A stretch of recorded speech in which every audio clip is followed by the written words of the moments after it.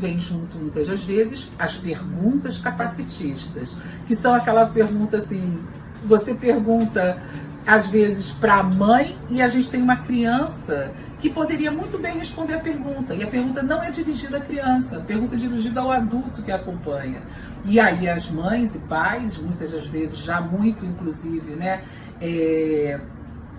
assim, né, compreendendo esses mecanismos, elas próprias dizem, olha, pergunta para ela, faz a pergunta para ela vai poder te responder, né? Então é importante também a gente entender, né, que frente à deficiência, e as deficiências elas são muito diversas também entre elas, né? Uma coisa é uma deficiência física, outras são as deficiências visuais, outras são as deficiências intelectuais, as deficiências psicossociais.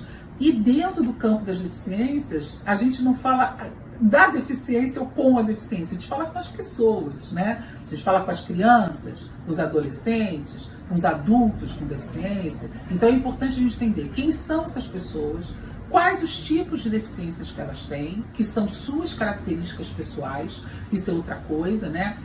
Se você nasceu com uma deficiência, e cada vez mais a gente vê isso na clínica, vê nas pesquisas, a gente vê também nos movimentos sociais, né?